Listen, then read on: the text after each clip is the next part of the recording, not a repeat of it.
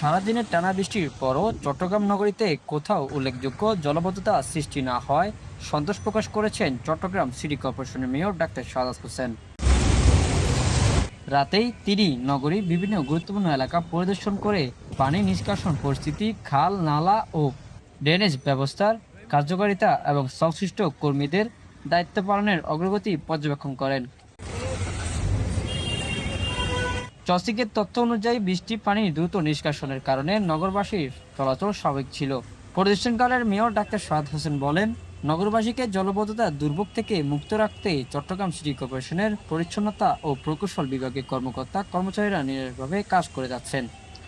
খাল নালা ও ড্রেন নিয়মিত পরিষ্কার এবং পানি প্রবাহ সচল রাখার ফলে সারাদিনের বৃষ্টির পরও নগরীতে কোনো উল্লেখযোগ্য জলাবদ্ধতা সৃষ্টি হয়নি।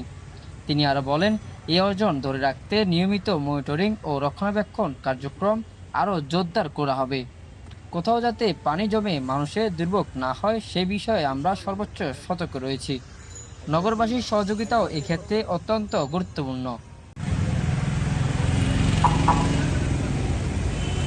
Text news, PI ৭২ TV, Chittagong.